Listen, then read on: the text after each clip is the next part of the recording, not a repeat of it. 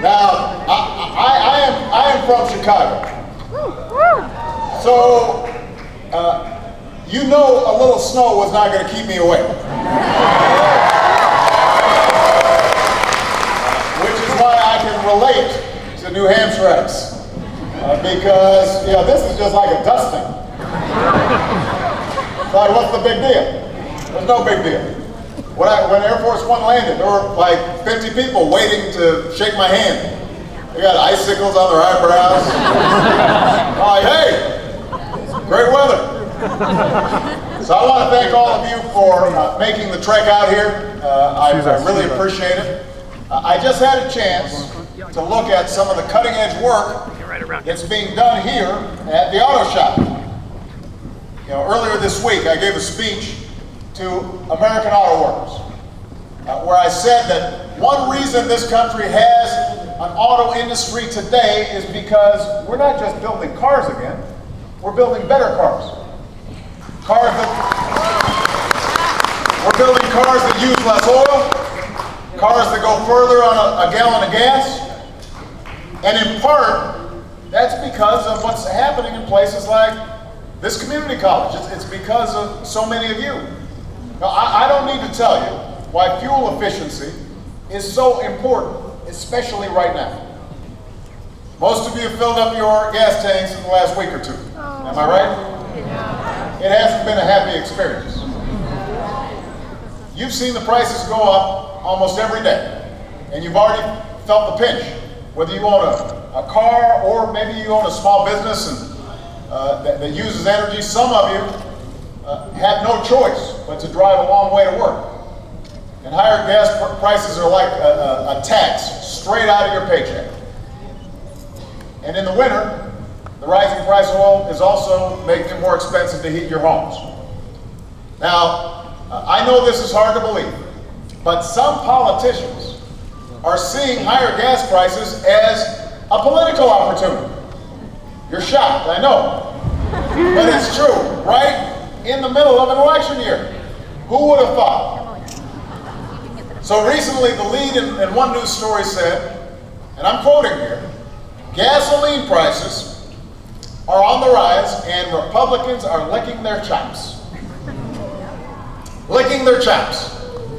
Now let me tell you, only in politics do people respond to bad news with such enthusiasm. That doesn't happen anywhere else. And so, as a consequence, you can anticipate we're going to be hearing a lot about how people have these magic three-point plans to make sure that you're only paying $2 a gallon gas. Just like we heard about it in the last election, just like we've heard about it for the last 30 years. And you know what the essence of their plan is going to be, which is step 1, drill, step 2, drill, step 3, keep drilling. And by the way, we'll drill in your backyard. Wherever it is, we're just going to put up more rigs. Now, if there's one thing I know about New Hampshire, it's that your political bull detector is pretty keen. It's pretty sharp. You know that we can't just drill our way to lower gas prices. There are no quick fixes or silver bullets. If somebody tells you there are, they're not telling you the truth. If we're going to take control of our energy future, which we have to do, if we're going to avoid high gas prices every single year, with a lot of politicians talking every single year but nothing happening, if we're going to avoid that, then we've got to have an all-of-the-above strategy that develops every single source of American energy. Not just oil and gas, but also wind and solar and biofuel.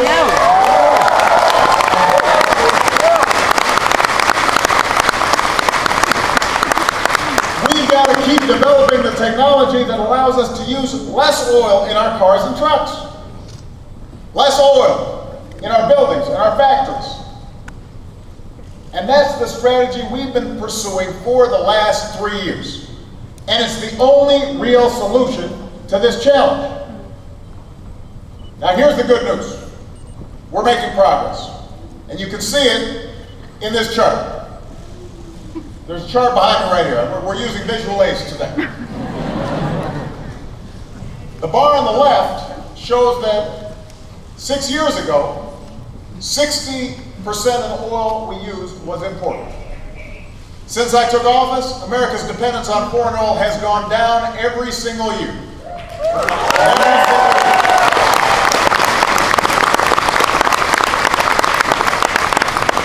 In fact, in 2010, it was under 50% for the first time in 13 years. For the first time. And, we gave one of these handy charts to everybody who came today. So you can impress your family and friends with your knowledge. It makes a great conversation piece at parties. Now, one of the reasons our dependence on foreign oil is down is because of policies put in place by our administration, but also our predecessor's administration. And whoever succeeds me is going to have to keep it up. This is not going to be solved by one party. It's not going to be solved by one administration. It's not going to be solved by slogans. It's not going to be solved by phony rhetoric.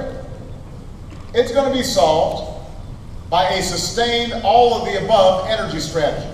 And no matter what you hear from some folks in an election year, the key part of this strategy over the last 3 years has been to increase safe, responsible oil production here at home while also pursuing clean energy for the future. We don't have to choose between one or the other, we've got to do both. So, when it comes to oil production, under my administration, America is producing more oil today than at any time in the last 8 years. That is a fact. That's a fact. Under my administration, we have a near record number of oil rigs operating right now. More working oil and gas rigs than the rest of the world combined. Think about that. That's a fact. We've opened up millions of new acres for oil and gas exploration where appropriate and where it is done safely. And we've approved more than 400 drilling permits since we put in place new safety standards to make sure that we don't have the same kind of spill that we had down in the Gulf a couple of years ago.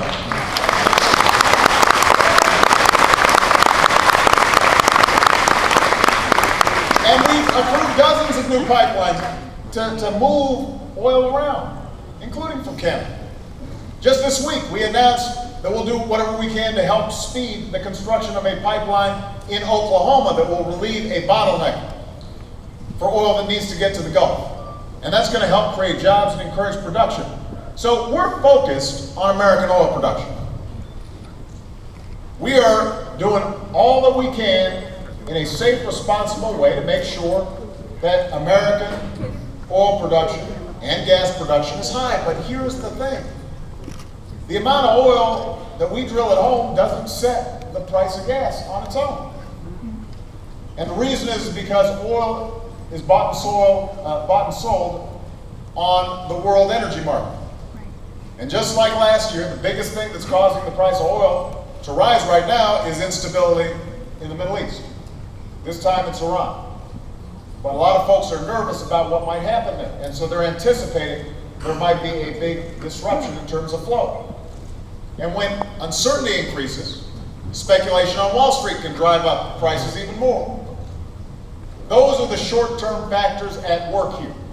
So when you start hearing a bunch of folks saying somehow that there's some simple solution, you can turn a nozzle and suddenly we're going to be getting a lot more oil, that's just not how it works. Over the long term, the biggest reason oil prices will rise is because of growing demand in countries like China and India and Brazil. Just think about this. In 5 years, the number of cars on the road in China more than tripled. Over the last 5 years, the number of cars tripled. Nearly 10 million cars were added in China alone in 2010. 10 million cars, just in one country, in 1 year. So that's using up a lot of oil.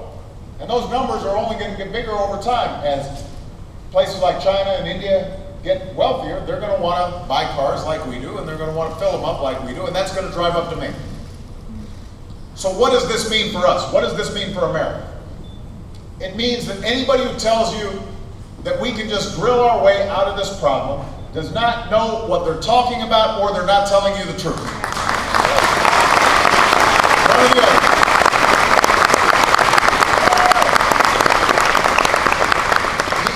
Here's another way to think about it. The United States consumes more than 20% of the world's oil, but we only have 2% of the world's oil reserves.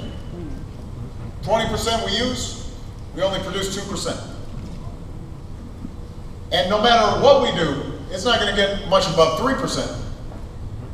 So we're still going to have this huge shortfall. That's why if we really want energy security and energy independence, we've got to start looking at how we use less oil and use other energy sources that we can renew and that we can control, so we are not subject to the whims of this lobby and other countries.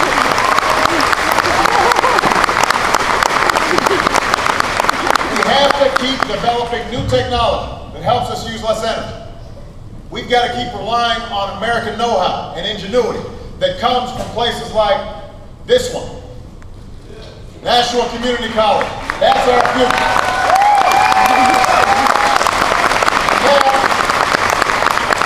That's exactly the path that we've been taking these last 3 years. Because of the investments we've made, the use of clean, renewable energy in this country has nearly doubled. And thousands of Americans have jobs because of it. We're taking every possible action to develop a near 100-year supply of natural gas, which releases fewer carbons. Now that's something that experts believe will support more than 600,000 jobs by the end of the decade. Our cooperation with the private sector has positioned this country to be the world's leading manufacturer of high-tech batteries that will power the next generation of American cars.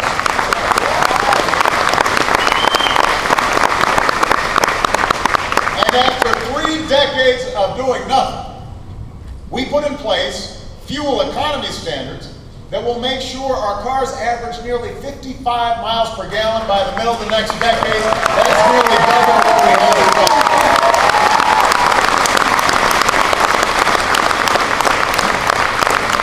And that, by the way, applies not just to cars, it applies to light trucks, and now it's going to apply to heavy trucks as well.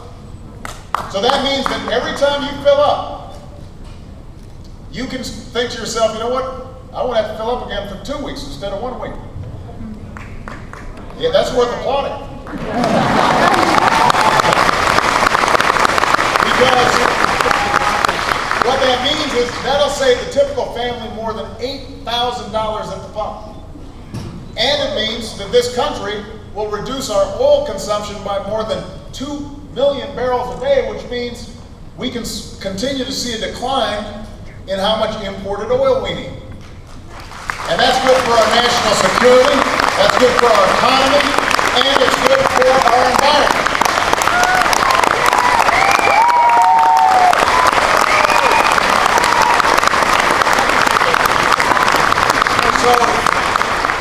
So that's the strategy we've got to pursue. But we've got to do more. We've got to do more even faster. We've got to keep investing in developing every available type of American-made energy. And this means that we've got to set some priorities. We've got to make some choices. First, while there are no short-term silver bullets when it comes to gas prices, I've directed my administration to look for every single area where we can make an impact and help consumers. From helping to relieve bottlenecks in the places like the one we've got in Oklahoma, to making sure speculators aren't taking advantage of what's going on in the oil markets. And we're going to just keep on announcing steps in the coming weeks. Every time we find something that can provide a little bit of relief right now, we're going to do it.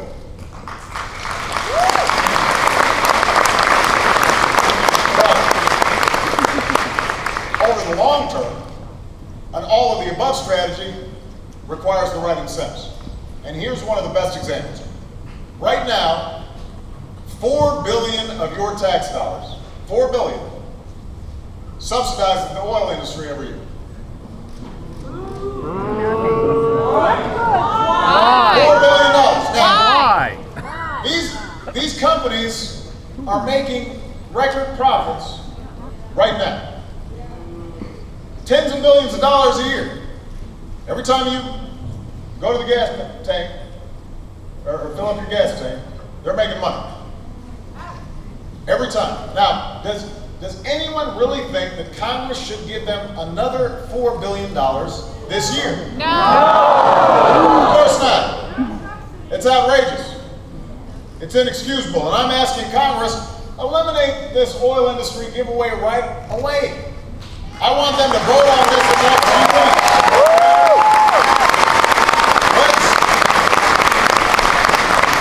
Let's put every single member of Congress on record. You can stand with the oil companies, or you can stand up for the American people.